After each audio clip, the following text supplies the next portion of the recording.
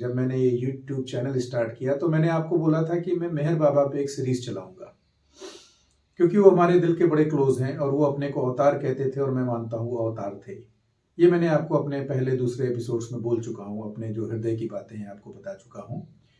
मैंने बताया था मेहर बाबा के समय 5 सदगुरु थे और वो कहते थे कि जब तक 5 सदगुरु एक अवतार को आमंत्रित नहीं करते हैं या इनेबलिंग एनवायरनमेंट नहीं बनाते हैं पृथ्वी पे, अवतार आ नहीं पाता है।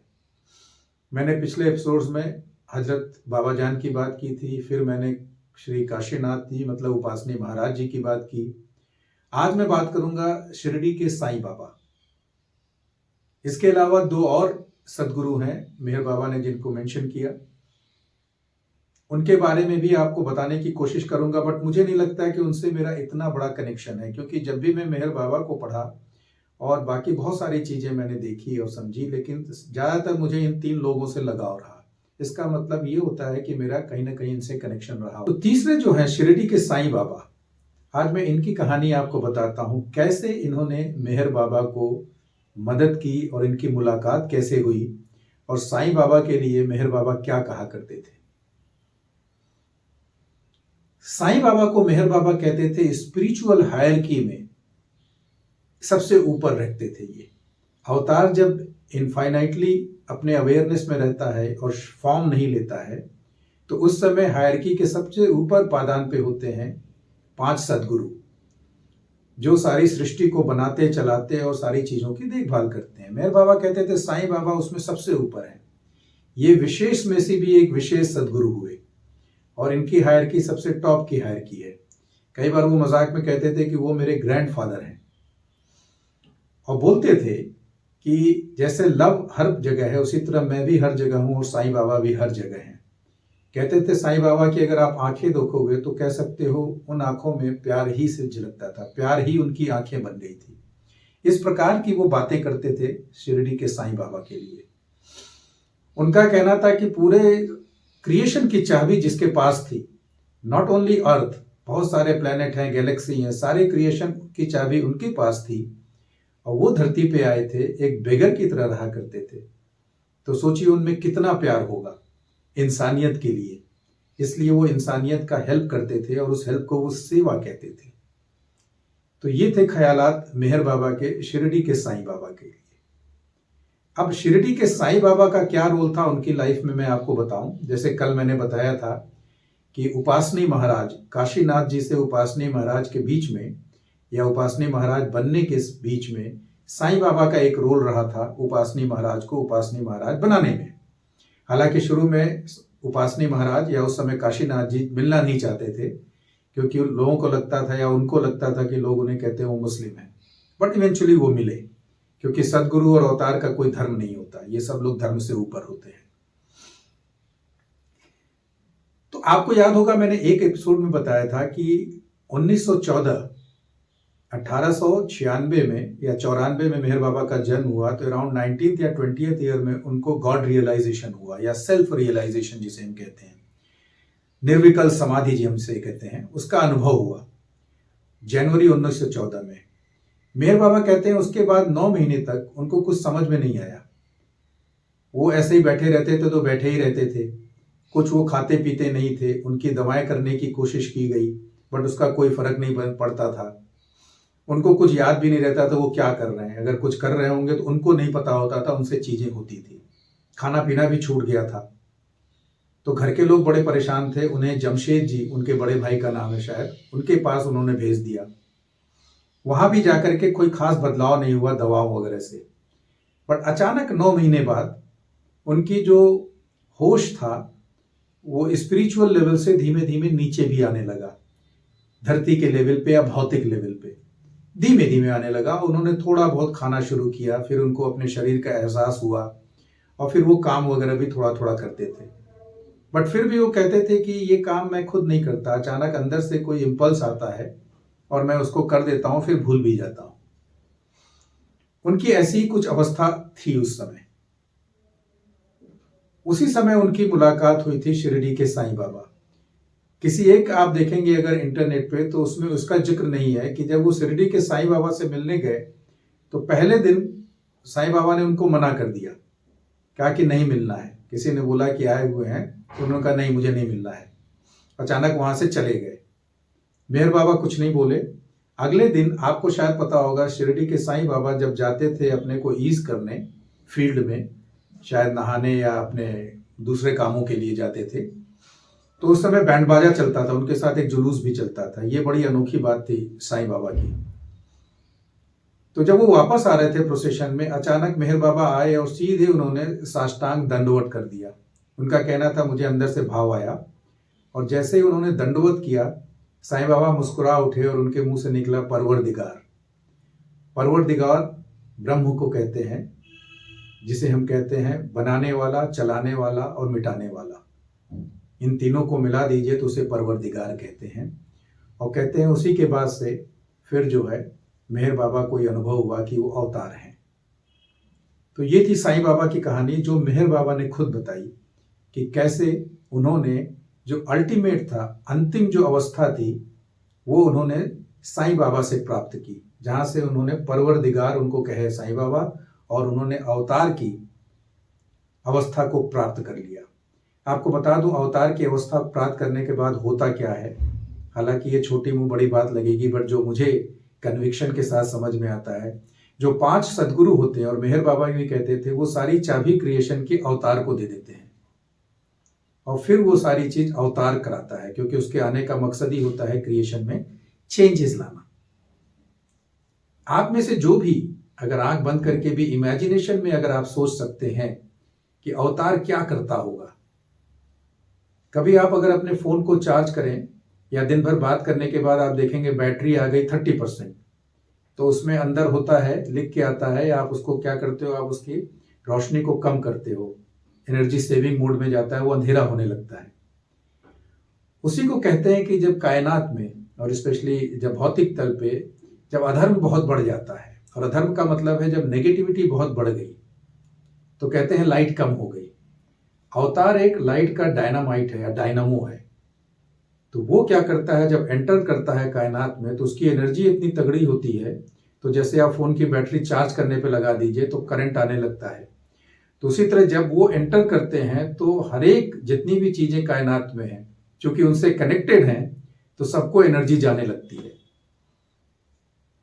तो अवतार का ये काम होता है। मेरे बाबा कहते थे, मैं कोई धर्म बनाने नहीं आया हूं, मैं यहां सिर्फ जगाने आया हूं लोगों को, और मेरा एक ही काम है, प्यार देना और प्यार मांगना। क्योंकि तुम अगर जगोगे तो सिर्फ प्यार से ही जग सकते हो, क्योंकि माया अदरवाइज बहुत ही टफ है, इससे मुक्ति पाना आसान नहीं है। माया को वो खराब नहीं कहते थे, क्योंकि उन्होंने बोला माया ही से गुजर के तुम अपने आप को प्राप्त करते हो, कि मैं आत्मा हूं, मैं शरीर नहीं हूं। तो मेहर बाबा जब जैसे लोग नीचे आते थे, तो इनका काम ही यही होता है, एनर्जी को यहाँ रीअरेंज करना।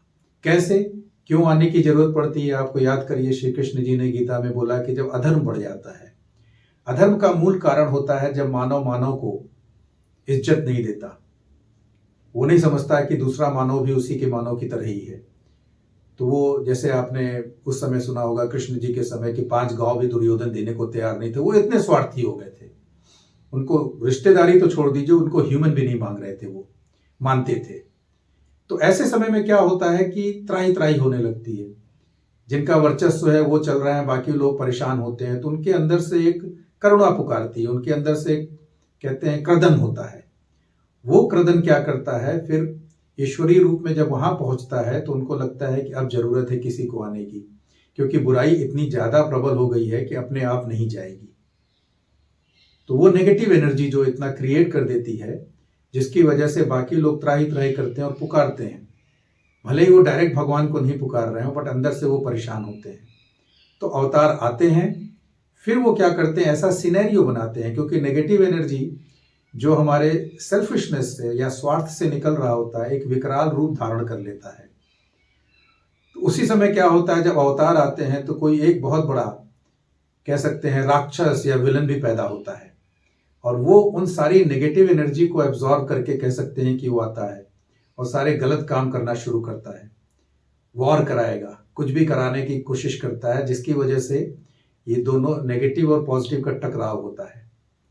तो उस टकराहट में क्या होती है, संघर्ष होता है, जो लोग बुरा और सेल्फिश सोच रहे थे उनके ऊपर भी प्रभाव आता है। अब उन्हीं जो सेल्फिश लोग हैं जो सिर्फ अपना सोच रहे थे, इन वॉर वगैरह में जब उनके साथ दुर्घटनाएं होती हैं उनके परिवार के साथ, तो उनके अंदर चेंजेस आना शुरू होता है। किसी ने अपनी फैमिली खो दी, किसी ने घर गृहस्थी खो दी, किसी ने कुछ भी कर लिया। बिजनेस कम्युनिटी का देखेंगे, पूरा का पूरा खानदान या पूरा बिजनेस खत्म हो जाता है। वो फिर क्या करते हैं, उनके अंदर एक करुणा जागती है। जब वो खुद असहाय हो जाते हैं तब वो समझते हैं कि दूसरों का असहायता कैसी होती है, दूसरों की बेचारगी कैसी होती है। तो फिर उनके अंदर करुणा जागता है। फिर वो करुणा एक पॉजिटिव एनर्जी लेके उसी संसार में फैलना शुरू करता है। तो उसके बाद वो एनर्जी फिर बैलेंस में आने लगती है। तो ये काम होता है अवतार का। अवतार यहाँ जगाने आता है और साथ ही साथ सृष्टि को एक पुश देने आता है जो कि अधर्म की वजह से नीचे जा रही होती है। और ये रेगुलर पैटर्न है, जिसे वेव कहते हैं, ऊपर नीचे होता रहेगा। इसीलिए अवतार भी आते रहते हैं 600 साल पर, जो मेहर बाबा ने कहा। और शायद ये क्रिएशन का तरीका भी है। तो ये थी कहानी। इसके बाद मैं आपको अब सदगुरु लोगों के बारे में नहीं बताऊंगा। अवतार तो मेहर बाबा जी थे ही, तो उनके बारे में आपको तो मैं बताता रहूंगा उनका ज्ञान। मैं इस पॉडकास्ट में आपको 5 सदगुरु भी दिखा दूंगा। 3 का मैंने नाम ले लिया है। एक तजाउद्दीन बाबा थे और एक का नाम मैं भूल रहा हूँ, वो छोटे से राजा भी थे। वो केटगांव एक जगह है, वहाँ पर ये रहते थे। इनका आश्रम है। नारायण, श्री नारायण करके समथिंग थे वो, बट मैं नाम नहीं याद कर पा रहा हूँ। और जब मेहर बाबा, उनसे भी मुलाकात किए थे। मेहर बाबा शुरू में सारे सदगुरुओं से वैसे नहीं मिले थे, उनको कोई जानकारी नहीं थी। कोइंसिडेंटली सबसे वो मिलते रहे और सारों ने उनके लिए एक रोल प्ले किया। तो आप अगर जब भी नासिक, पूना या अहमदनगर जाएं, आप जान जाइए कि वो बहुत ही उत्तम जगह है। प्राचीन काल से वो है, अराउंड पुणे का जो पूरा इलाका है। और उस समय भी, इवन 19वीं शताब्दी में भी, मेरा मानना है 20वीं शताब्दी में भी, वो बहुत ही पवित्र जगह है जहाँ से ये सारे लोग बिलोंग करते थे। स्पेशली शिरडी के साईं बाबा। आप सोच सकते हैं, शिरडी के गांव में सारी कायनात चलाने वाला सदगुरु में उच्चतम सदगुरु श्री साईं बाबा। तो आप लोग उनके बारे में जानने की कोशिश करिए। क्या होते हैं ये लोग, कैसे करते हैं। पूजा एक चीज है, लेकिन रियल पूजा क्या होती है कि जब आप उनको जानिए और उनके जो ज्ञान है, उन्होंने जो आपको बोला, उसको समझिए फिर करिए। क्योंकि जब आप समझेंगे तो आपके अंदर उतरने लगेगा। और कोई भी चेंजेस अंदर से आते हैं, बाहर से नहीं आते हैं। तो अब मैं ये सीरीज में सदगुरु और मेहर बाबा के इंट्रोडक्शन को विराम दूंगा। और अब मैं मेहर बाबा के कुछ बड़े ही अच्छे ज्ञान को, जो सामाजिक तौर पे बड़े इंपॉर्टेंट है, हमारे डे टू डे बिहेवियर में इंपॉर्टेंट है, अगले एपिसोड से लाना शुरू करूंगा। आप लोग ऐसे ही देखते रहिए और सब्सक्राइब भी करिए और इसको एंजॉय करिए। ये कभी मत सोचिएगा कि मैं इसमें कोई प्रमोशन करना चाह रहा हूँ, नहीं। बट मेरी एक इच्छा थी कि मेहर बाबा के जिस ज्ञान से मुझे अल्टीमेट कुछ ज्ञान मिला, मैं उसको सरल भाषा में आप लोगों के पास लाऊं। और यही प्रयास है, चलता रहेगा। नमस्कार। जय मेहर बाबा। जय 5 सदगुरु। और सदगुरु हमेशा होते हैं। मेरे बाबा का कहना था 5 सदगुरु हमेशा रहते हैं क्रिएशन में और धरती पे स्पेशली। और ज्यादातर एशिया में होते हैं, उनका ये भी कहना था, क्योंकि अवतार भी एशिया में आते हैं। आगे मैं बताऊंगा कैसे वो कहते थे कि 56 god realised beings are always available on earth. Out of them 5 are Sadgurus and rest 51 are in different hierarchy, spiritual hierarchy. ये सब चीजें आपको नहीं पता होंगी शायद, but once you start taking interest in all these things, your life changes, and then you realize that you are a very powerful being. You are not just human running around and worshipping God. You are part of God. You are son of God. आप ब्रह्म के अंश हैं, आप soul हैं। ये सारी चीजें आपको समझ में आती हैं तो फिर आपको बड़ा आनंद आने लगता है और आपको कॉन्फिडेंस आता है। तभी आप मृत्यु के ऊपर उठते हो, फिर इटर्नली मृत्यु के ऊपर उठ जाते हो और आत्म रूप में जाते हो, जिसे श्री कृष्ण जी ने कहा था कि you are soul, you are not body. And that is the title of my channel also, I am no body, I am. ठीक है, मैं अभी खत्म करता हूं, मिलते हैं फिर नेक्स्ट टाइम। God bless.